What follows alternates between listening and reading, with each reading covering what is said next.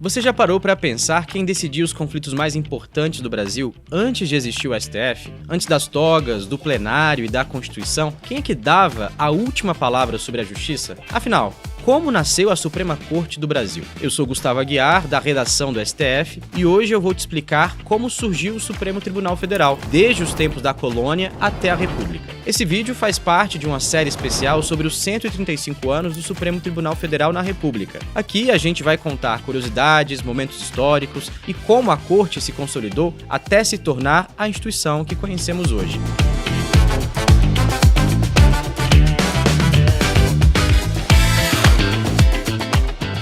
Antes da República, a política no Brasil se concentrava nas mãos de poucas famílias e em torno de uma coroa. No século XVI, lá no início da colonização, o território foi dividido em capitanias hereditárias. Cada donatário mandava e julgava como podia, mas o sistema não deu certo. Em 1549, a coroa portuguesa criou o governo geral, trazendo uma estrutura mínima de justiça. Surge aí, então, o ouvidor geral, responsável por aplicar as leis do rei, mas ainda não existia propriamente um tribunal. O primeiro grande passo vem com os tribunais da relação. O primeiro foi criado em Salvador, em 1609, e que funcionou como uma segunda instância no Brasil colonial. Em 1751, surge a relação do Rio de Janeiro, acompanhando a mudança do centro do poder. Mesmo assim, a palavra final ainda vinha de Portugal. A justiça seguia a lógica do Império. Era Lisboa quem mandava. Tudo muda em 1808, com a chegada da família real portuguesa ao Brasil. Não fazia mais sentido mandar recursos judiciais para a Europa. O Rio de Janeiro passa então a sediar a Casa da Suplicação do Brasil,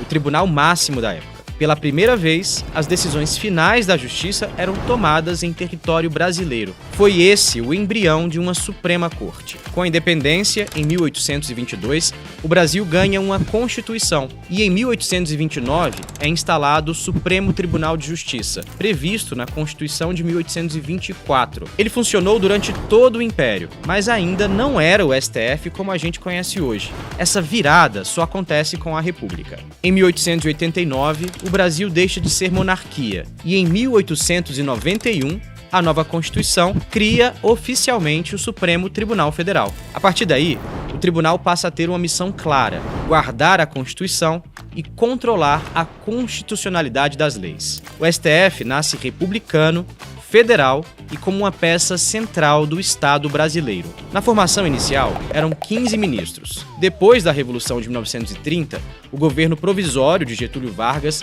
reduziu esse número para 11. A Constituição de 1934 manteve a composição, mas mudou o nome do tribunal para Corte Suprema. Já a Constituição de 1937 restaurou a denominação Supremo Tribunal Federal. Durante a ditadura militar, em 1965, o número de ministros foi ampliado para 16, numa tentativa de diluir o peso de indicações feitas pelos governos anteriores. Com o endurecimento do regime e a edição do Ato Institucional número 5, os ministros Hermes Lima, Evandro Lins e Silva e Vitor Nunes Leal foram aposentados compulsoriamente. Em solidariedade, outros ministros deixaram a corte, e depois dessas saídas, o governo na ditadura restabeleceu o número de 11 ministros ao tribunal. Daí, com a redemocratização, a Constituição de 88 confirmou definitivamente esse número.